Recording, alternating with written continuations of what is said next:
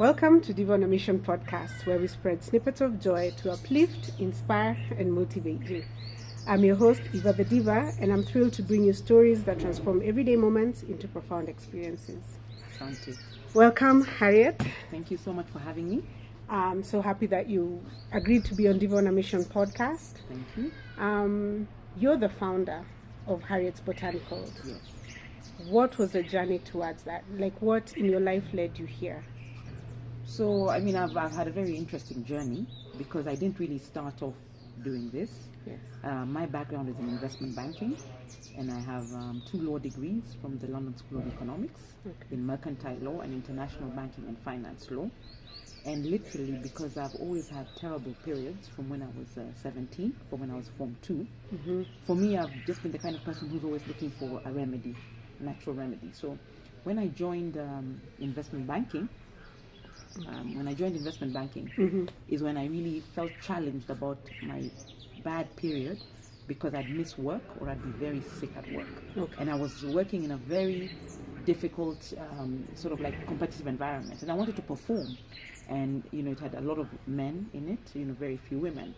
So this was a time when I felt like I needed to step up, and I couldn't step up, like, let's say, the week to my periods was very difficult, and the week after, and also during my period. So I'd lose so much time, like if I'm bleeding too much, And at the time I was undiagnosed because I had all the healthcare available because my company would pay for me to be able to go to any doctor or any hospital. So I didn't have a challenge of finances in terms of supporting my healthcare needs. Yeah. But they just would say things like, that's just period pain, painkillers, and your mood fluctuates so much that they would even prescribe things like Prozac, antidepressants. So it's the kind of illness, and this was in 2000, the kind of illness that really was not being taken seriously at the time.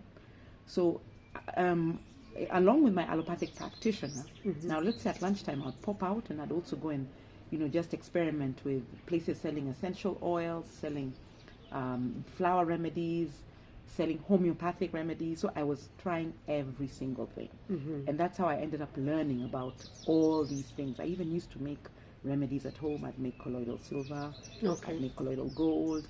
I started making, like, grinding herbs and making tablets. It's just easier to take. Yeah. I used to take tinctures, and then I started learning about Kundalini, whether it's Reiki, whether all the yogas, because for relaxation, for managing stress. So I was in deep in the wellness tradition because of my own condition. So I would remember that, the week before my periods, I should take, let's say, black flower remedies for managing stress or something like that. Okay. During my period, I want to take a natural painkiller, maybe put a compress on my stomach, maybe castor oil.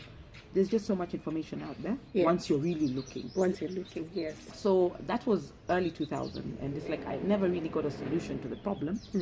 And then when I came back now to Kenya, a few years later, and literally there was one time we had somebody bring something called webuye. We used to call it webuye because the woman who worked for us said, niko na dawa ili inaweza kukutibu kutoka forest, Kakamega forest. Okay. So her uncle, who was a herbalist, would go in and bring all these different things, and we'd chemsha at home and call it webuye. And then I'd take it, and I got some kind of relief, a bit of, let's say, out of 100%, I'd get 30% pain relief. So I didn't necessarily take it that seriously, but that was my first introduction to herbal remedies. Okay. Later on, a neighbor also brought from KO, because like in every home there's always one daughter who's really struggling with painful menses. So an old woman came from KO, and she administered this dawa that she had boiled, and we puked and puked and puked. So that one was like my first experience with something quite intense. And it's supposed to clean the tumbo, wash a tumbo, so that all the things that are going wrong have been kind of eliminated. If you're backed up, or if you're inflamed. So that's the idea. That was the idea I got at the time. Yes. Fast forward to my dad's funeral, where I was also really bleeding heavily. Oh, sorry. And that's when a woman said to me, she just saw the way I was walking, nitakuletea dawa kesho. And I was amused. Yeah. But I was like, no problem. I mean, I've tried all these different things in any case. So now when she brought it and I took it, it was just like a group of herbs and barks and roots, a mixture of things. Yeah. She said, chemsha, and then this is how you drink it. I had my first painless period in more than 20 years. Oh my And I God. was in shock. So obviously I went back to the village and I asked for the same, concoction. And I brought it back because I had a friend who was about to go through a hysterectomy because she had been bleeding for 3 weeks and it had been coming out like porridge, right? So she said, I'm so done with this, and my doctor has scheduled me to come and take this out. Yes. I told her, oh yeah, why, before you go for surgery, while you're waiting, take this. And it eliminated all those complications. And so then it spread in a WhatsApp group, my class WhatsApp group, talking about there's this, like, they started calling me the Miti Shambares, oh, Harriet's got this thing, give it to your daughter, give it to your sister, give it to somebody who's really been struggling. Yes. And that's how this business was born. And at the time, I was still doing finance consulting, still doing my normal work, still raising capital for renewable energy projects. I didn't see it as my main job. I even took this Miti Shambares like kind of as a joke. Yeah. But the business, the need, the demand outstripped. It just took over my time, took over my life. And next thing, I was making it at home. So I started with Coca-Cola bottles I get from the neighbors. Yeah. I changed at home, and then I bottle, maybe 3 or 4. Somebody wants dawa, or it's taken by a rider. Then it just got to a point now where we are at 10 Jicos producing 10 bottles. And we are buying bottles from Safe Park, and we're printing labels. And it's like, now we are standardizing, just from conversations with people. Yeah. So we're saying, okay, they're like, how come you only made for women? Men must have this problem too. Go back to those mamas, and they'll tell you how to sort out men. So that's how I got the second product. But now, so with women in your family, Yeah. with your immediate female relatives, were there any solutions before this? Did they talk about how they dealt with this problem, or were you the first that they saw experiencing this? I was the first in Nairobi. Okay. But Nairobi.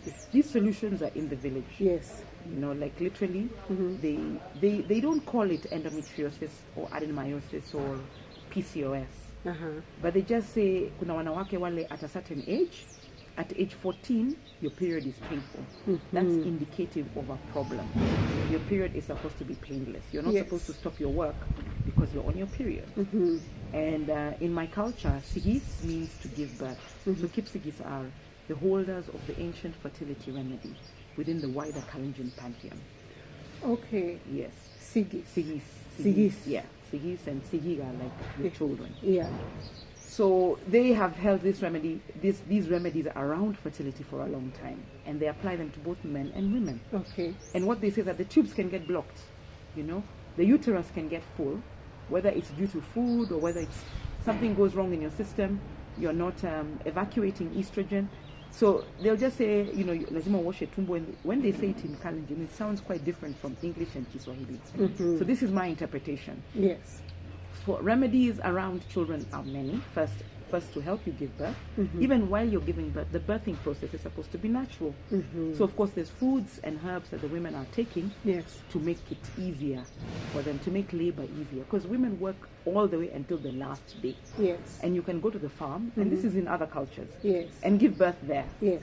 Then from there now they have the herbs that bathe the baby, right? They have the herbs for the placenta. Yes. So this is common amongst people who are still living the traditional lifestyle. Yes. What I have done is create my own formulation, because you can't take somebody else's formulation and make it yours. Yes. So create my own formulation, create patterns around the names that I use. So for instance, arrowroot is a tree. Okay. Nobody can own the tree, Cape. Yeah. And we don't know who was there before, the community or the tree. The community doesn't own the tree, Yes. right? So the community can't claim this is ours. Yes. I can't claim this is mine because I've created a formulation with arrowroot and other trees. Yes. But Harriet's Botanicals arrowroot, I can patent. Yes.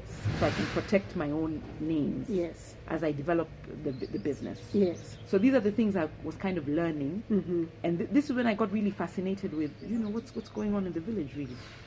Why are women at 85 walking around like they're just 50? And why is it here at 50 you're creaking around? Your bones, your mood, Yes. you're sweating. Uh-huh. So that's when I really got fascinated with this whole traditional knowledge, Yes. traditional culture. And I kept the names so that in the village now nobody cuts these trees for firewood.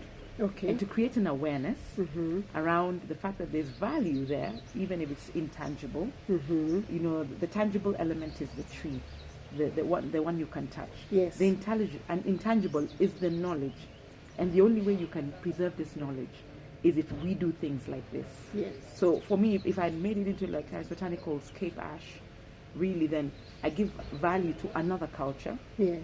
You know, who came up with the name Cape Ash, the English, or whether it's a Latin name. Yes. You know, so I prefer to just maintain this traditionalness, a bit like Githeri, whether it's the Kiondo, whether it's you know, the Shuka, the Maasai Yes. Shuka. Yes. I believe Africans should be able to get the value, both tangible and intangible, from their own resources. Maintain continuity from the source. Yes. Yeah. Okay. So now you talked about women. Yeah. What issues were men facing that you thought would be addressed by using botanicals?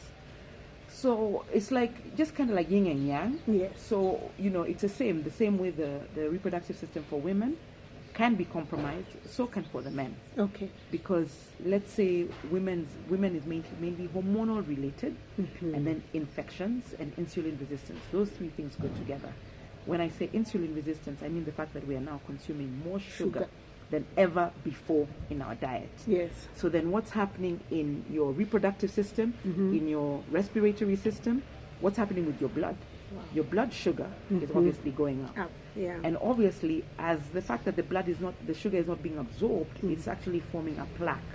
And so the same way it forms this plaque, this atherosclerosis in the blood, it forms it in your urinary tract. So when you're going to pee, the same plaque is forming. It's like you've got sugary blood, sugary urine. It's happening in your kidneys. You know, your liver has to do more work. So it's happening in your prostate. So now you hear about men talking about the prostate gland. Yes.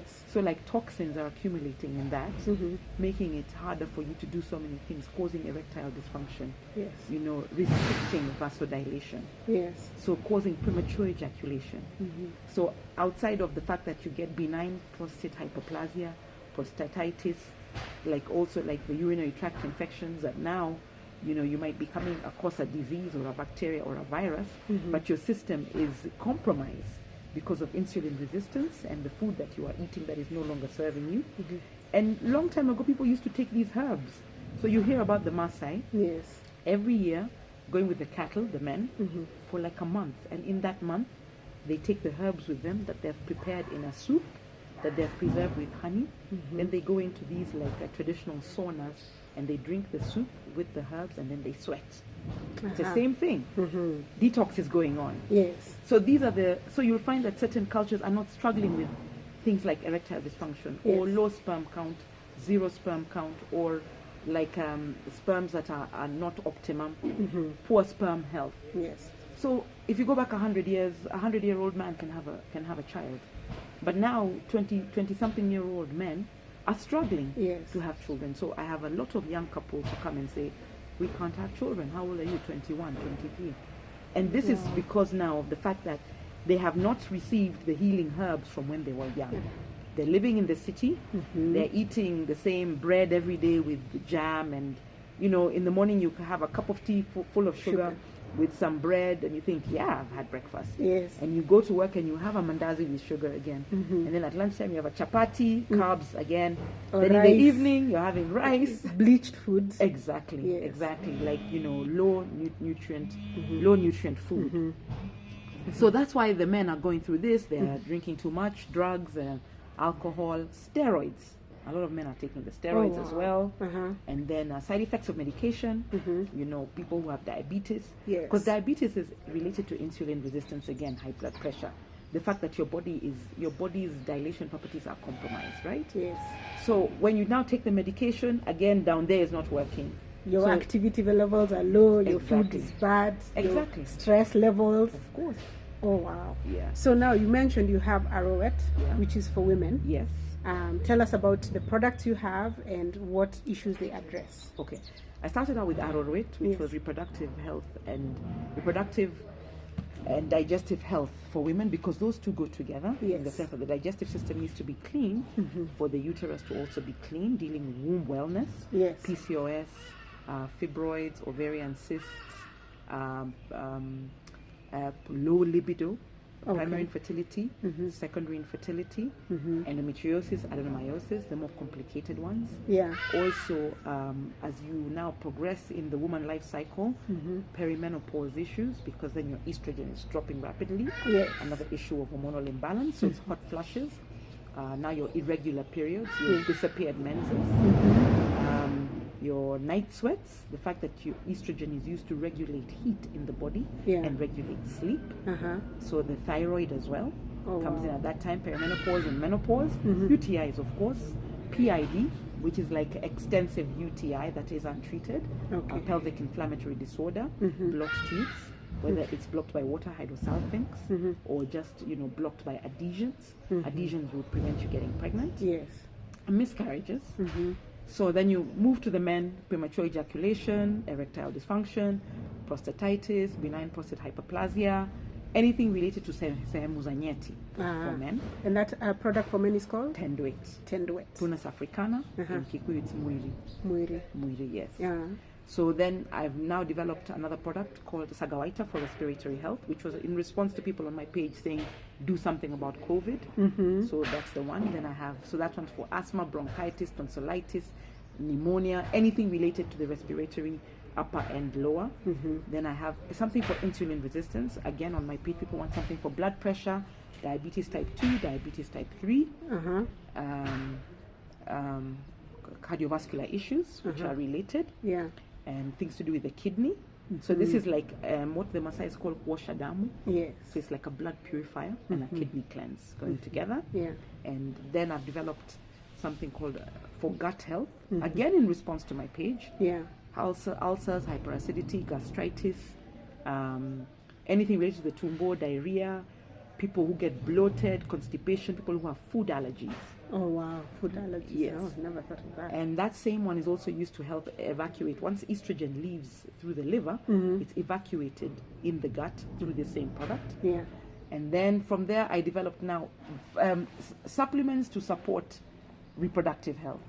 You see what I mean? Because if you're struggling with, let's say, infertility, you will also need a supplement that brings up your estrogen. That's I did super vitality, super fertility, super immunity, only because the client wants to get a holistic, full solution from you.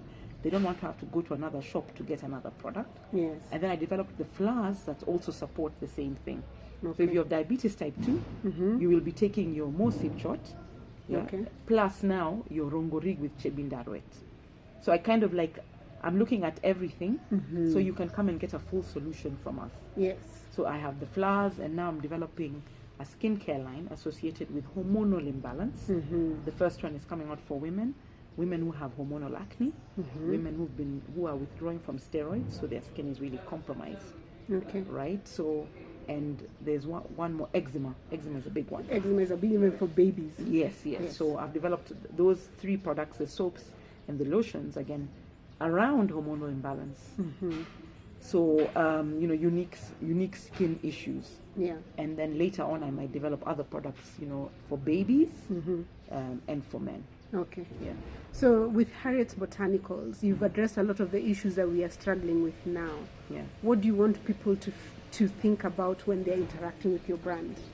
So I have I have a dream, I have a vision. I feel that as a country we rely too much on external forces to create wealth within. Yeah. So this is like, I always say I'm part of the African Renaissance, which is taking place in the sense Africans are reclaiming their rightful place at the table. Yes. And they're taking decisions that affect them positively within the home. They're empowered. We're becoming more and more empowered, more educated and more knowledgeable. Yes. So I believe every county in every country has botanical resources, whether it's Mira from Meru, because you can make Mira oil, which is medicinal. Even with the CBD, the oil is medicinal as a painkiller. Yeah. You can have your honey wine. You can get your, stinging nettle is big for prostate health. You can create that into tablets. So I am a believer that botanicals is one of the main things we're going to have that's going to grow our economy.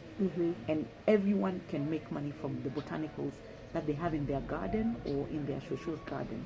Just natural, authentic indigenous trees and plants. Okay. And then by planting more of these, we stimulate the ecosystem. Now we eliminate all this monocropping and cash crops that are not good for the soil or good for us. Yes. We stimulate conversations on organic food. So it's like the whole entire life cycle of the African now is improved. You eat good food, you live in a good environment. Yes. You know, now we get rain, we stabilize, you know, the climate. Yes. We positively affect climate change. You know, we as Africans are big holders. We are one of the few places that is left with indigenous forests. Yes. So the more we are interested in maintaining that and growing that, you know, when the settlers came, Kenya was 93% forest, under forest cover. Yeah. That was in 1906, and now we have, I think, 7% tree cover. Yes. So imagine what we could do as a generation for the ones who will be here 100 years after us.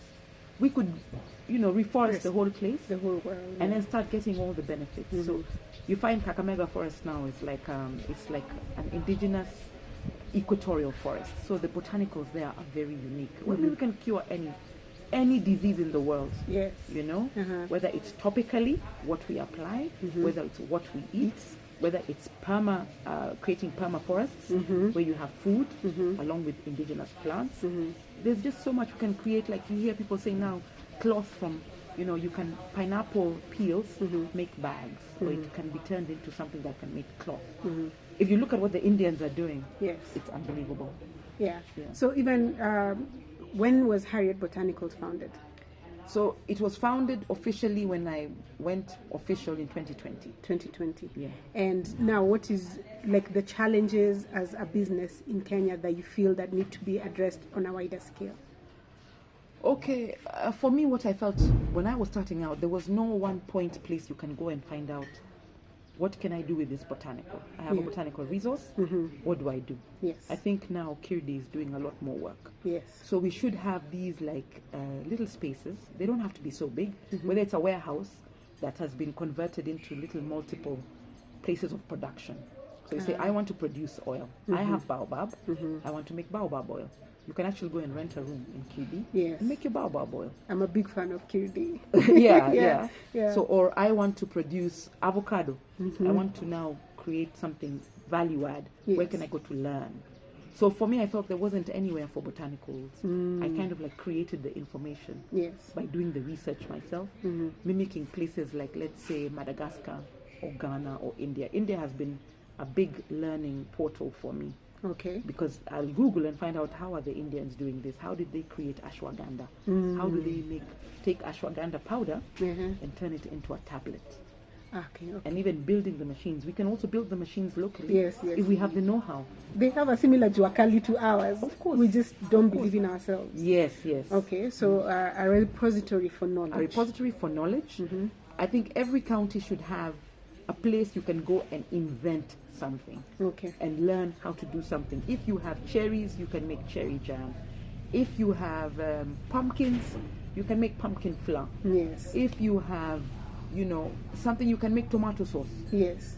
Everyone should be equipped to that knowledge. Yes. It should be part of the schooling and part of the fact that you can make something where you are, how you are, without having to even import something.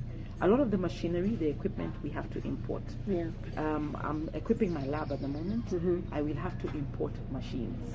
So there's so much, even drug interaction, toxicity tests, I have to do them out of the country. Okay. So you do need some type of resource. If you don't have the money, if you're a herbalist in Kerio Valley, how are you going to do all this? Lab facilities that offer these services. Okay. It's really limited in terms of the pharmacology and the pharmacognosy is not being developed. So I also feel now one thing the government has done that's amazing, I think at Mbagathi Hospital they're introducing herbal medicine. Oh wow! Because you know 80% of Kenyans are using herbal medicine, and like the doctors as a last resort, the hospital. Yes. So the hospitals should be, the hospital practitioners are now working hand in hand with other practitioners. That's the only way it can grow. Yes. So if you have a formula, I'd encourage you to come forward. There's a lot of people hiding their formulations. They think it's going to be taken away from them. Yes. They're scared of big pharma, but you have to take some risks. What was the process to do that? Like, yes, I have knowledge of something that could work. What would the process ideally look like? Okay, the first thing is that you would go to the Ministry of Culture, right, and they would then send you to University of Nairobi or Kenyatta University, Pharmacology and Pharmacognosy Department, where you submit your formulation for testing. Okay. And they will come back with a report that says these herbs are in common use. Everybody's using Mwarobaine. Yeah. This is fine. Everybody is using Sagawaita. These herbs are fine, commonly used. Yes. You take that report to the Ministry of Culture, and they give you a certificate as a herbalist.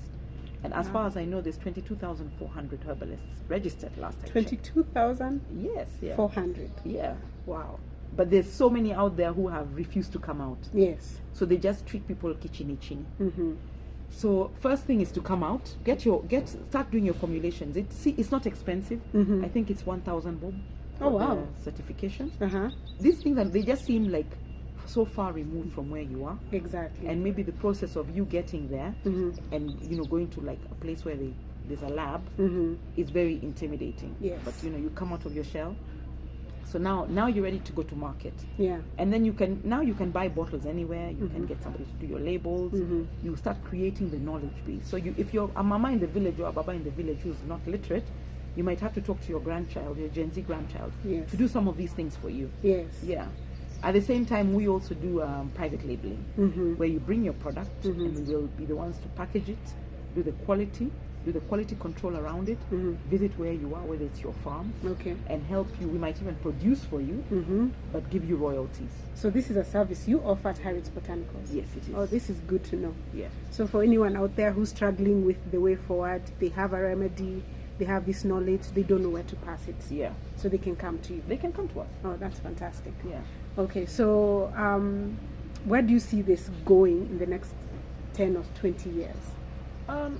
I can see like now people are kind of really wanting natural, organic. They want organic products. They want to know where you source from. They want to know they're eating the right things, Yes. Because of diseases like cancer, which people feel we didn't have them before. So now they're mitigating. They say, I don't want to be 90 or 80 or 70 and my child is spending all their money on cancer treatment for me. What can I do now? Yes. So the use of botanicals is exploding. Yeah. This is the right market to be in. Wellness is a big thing. Yes. COVID taught us that we need to sleep better. We need to look after ourselves. It's not, you don't sweat the small stuff. It's not all about making the money. Yes. It's now about, do I jog? Yes. How do I feel? Am I sleeping better? You have people who now offer breath work therapies. Other people In are this doing, country. Yeah, in this country. You have others who are doing ice baths. Yes. The other day I saw the athletes, I think it was Faith Kipyegon, doing an ice bath. Oh, wow. Wow, we've come a long way. As part of her routine. Yes. Doing the hot and cold therapies. Yes. People are using saunas, people are using steams. Now there's herbal saunas. So this is exponential. Wow. Every single person will be on a botanical something. Yes. Yeah. So it's just good to, and also like now for people who have relatives. Yeah. My mother knows so much about herbal remedies, and my grandmother talks about the things they used to take. Yeah. How do we collect that information so we also don't lose it? Because people are growing old. Yeah. These are stories that are dying out. These are people who are moving away or losing their mental acuity. How do we preserve this knowledge? The first thing you need to do, if you have that kind of person around you, is first to start recording them. Yeah. Recording conversations with them, whether it's audio or video, writing down their formulas. I mean, you become the knowledge repository. Yes. So that's when I talk about intangible knowledge, intangible, what's the word? Wealth. Yes. The intangible wealth is what you're carrying inside you. Okay. If your child gets a cut, and you're like, oh, just pick this lavotwet and squeeze some, and there you have a natural, that is intangible, incredible knowledge. Yes. That, it's just priceless. So if you start documenting what your grandmother has and what she's saying, and document in the language, and you can even then do the translation and write it down. Yes. You're ready to go to market at any time. You can decide to sell those formulations yourself as a household. You can now start having something. Now we have so many organic farmers markets. Yes. With that kind of remedy, whether you convert it into a balm, into an oil, into a tincture, you can sell it. Yes. That's how you start, and we've democratized like the commercial space. Yes. You have your own media on your phone, whether it's TikTok or Instagram or whatever. You can create your own content. Yes. And you can boost it. Okay. You know, nobody's going to stop you doing that. Yes. Nobody's going to stop you creating something in your kitchen. Nobody's going to stop you reaching out and saying to people, hey, I'm crowdfunding because I want to buy this machine that's 80,000 that's going to do 1, 2, 3. Yes. So there's so many ways you can place yourself out there. And also now you become the holder of this knowledge that you're going to pass on to your children or grandchildren. You can also start teaching. Yeah. Because now we have people moving together, gathering in places, you know, they're calling it the Nyungu. Women come together and talk and tell each other their grandmother's stories and tell each other, oh, you're having period pain, use this. Oh, this is a compress. Oh, your child has a bad cold, try this. Or let's like steam ourselves with eucalyptus leaves. You know, these old ancient remedies that are African. Yeah. So what should be our mission going forward? Like as we close up this episode, what is the most important mission that we have in this time and age that we are? I think as Africans, the most important mission is educate, empower, execute. You know, so educate someone, educate yourself, empower someone, empower yourself, execute. If you have an idea, execute. Execute. Yeah. Oh, fantastic. And that's the end of episode 1. An amazing wealth of knowledge from our very own Harriet. Thank you. Stay tuned for episode 2, where we'll, carry on the conversation on the benefits of botanicals and what we should do with that